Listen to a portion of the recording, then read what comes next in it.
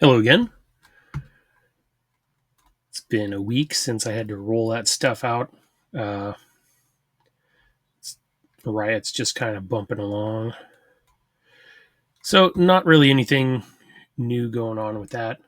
So, I figured I'd talk about some more general topics and might as well just go back to basics. Uh, I mentioned when I was talking about this before that I started with $1,000 because I figured that's accessible to a lot of people. And of course, there's a lot of people also that seems almost unobtainable because where they are in their life or financially. So I figured I'd just go over how do you even start saving money. Um, if this seems redundant to you, then sorry, just bear with me, I guess. But if you think about if you have an income, I mean that's the start. I mean, obviously, if you don't have an income, that's your problem. And what to do about that is kind of a whole nother topic. But so assuming you have an income and then you have expenses, if your expenses take up all of your income, then obviously you're going to have a hard time saving any money and getting to $1,000 that you can put into anything. um, so might as well start with like the cliche.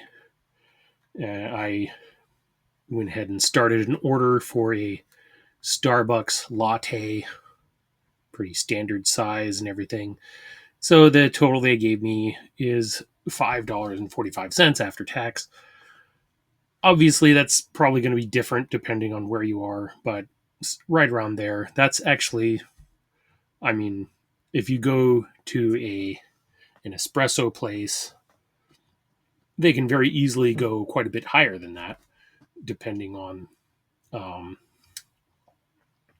I don't know if Starbucks would be considered really cheap, but I would say that that's on the lower end of what you can do with like lattes and stuff like that, depending on the additive, whatever you add on to that. So then if we also look at say you have a habit of getting a latte every day and it's $5.45 just as a baseline. You might not think about it, but that's gonna add up really quick.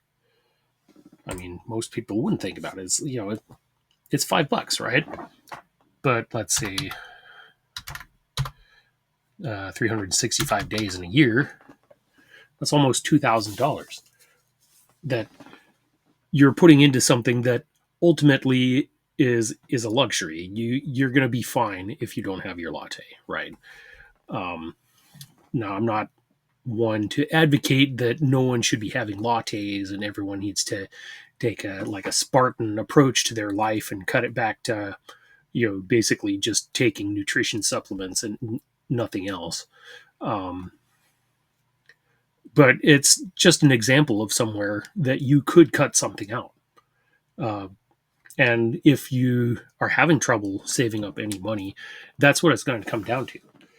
You have more control over your expenditure than you do over your income, or at least more direct control. That is, there are a lot of things that you can do to boost your income, but I feel like that's kind of a whole nother subject entirely. So I'm just going to focus on trying to cut a few things out, right? And people complain about this even being used as an example because they love their latte or whatever it is, avocado toast, whatever that you like to do. But if you can just trim it back on a few regular things, I mean, if you smoke or drink habitually, obviously that's going to be a great place to start if you can cut that back. But let's just stick with this for now as an example. So say you wanted to cut out the lattes or dial them back, and you just start brewing coffee at home. Um, and according to this AI curated result, allegedly, average cost of home brewed coffee, let's say 25 cents, right? Um, Say that you don't want to go bare bones and you get some premium beans and some nice equipment, and your overall cost winds up to being a whole dollar a cup, which is a lot for homebrewed coffee. But let's just say you decide to go that route, and say you still splurge and have a latte like twice a week.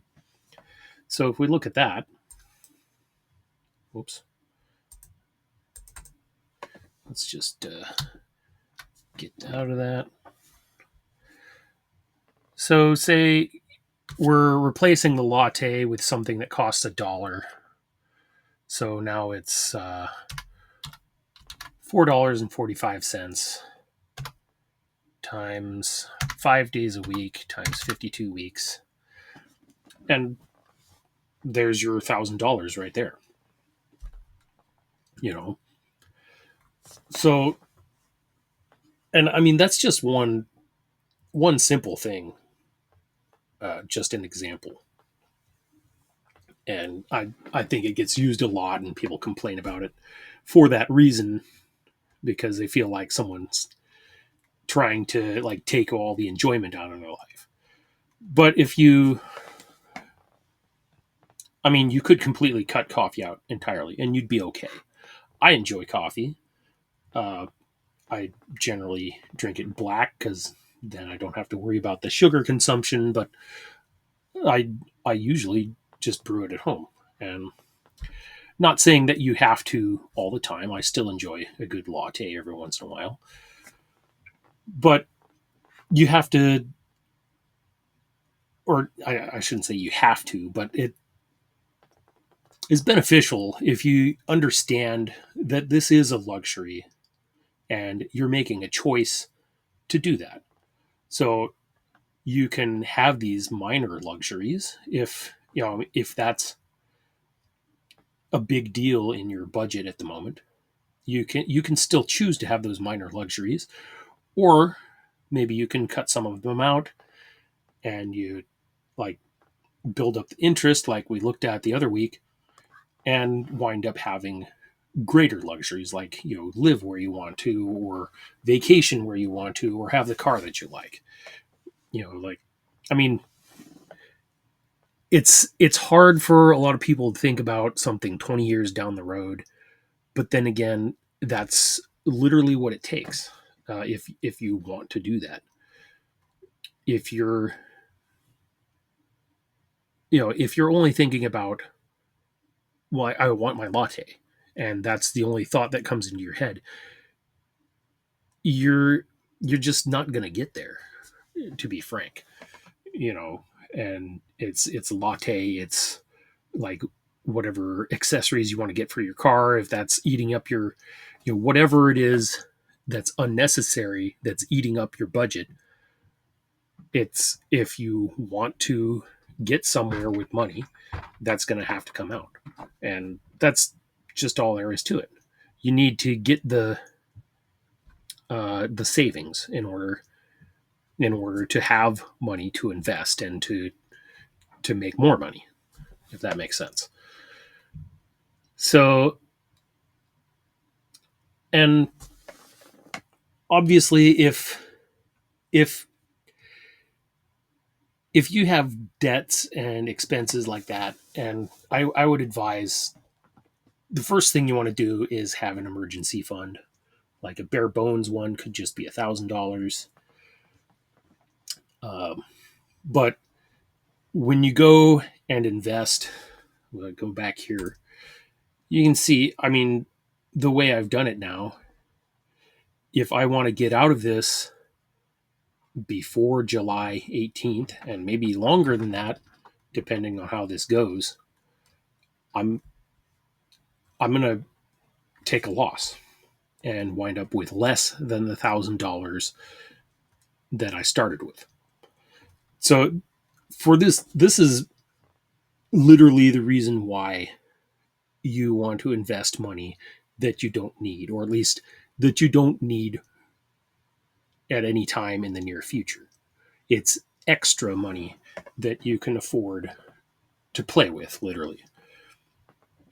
So if I had taken my rent money, for example, and I had put it into the stock market because I see people making money in the stock market, and I think, well, I got this money, and instead of just waiting a month and paying the rent, I'll just put it into the market and make some quick money, and then your investment declines, and then you need the rent, then you're literally going to be forced to sell at a loss, which defeats the entire purpose of doing this in the first place. And I mean, worst case scenario, you lost so much that now you can't even afford what you need it for, like the rent or whatever expenses that money was supposed to be for. So it's got to be extra money that you can live at least for a while without, like several months at least, I would say. Stock market, I mean, you could be underwater for years on an investment. Uh, this one I expected to not last that long, but I guess we'll find out. And so, first get get some get an emergency fund. I would say is the first thing, and then start paying down your debts. Um, if you have debt, like whatever interest rate that you're paying on that, you get a guaranteed return of that interest rate by just paying down your debt instead of trying to invest in the market and getting a an undefined return. There's no guarantee the rate of return I'm getting here. I'm just estimating what I think it will be, and over time, I'm probably underestimating. Over time is probably going to be more than that, but like 1 year to another, there's no guarantee. Whereas if you pay off your debts, say you got credit card debt that you're paying 25% on, you can guarantee a 25% annual return on an investment, which for a guaranteed return, that's like red hot. You're just not going to get that in any kind of investment. Uh, Not that you should go into debt so that you can do that, because that's just, you're shooting yourself in the foot if you turn it around and do it that way. Anyway, I'm kind of rambling now, but that's all I had for today. Just like a quick basic look at how to set aside some money in the first place. And that's it for this week. I'll talk to you later. Thanks.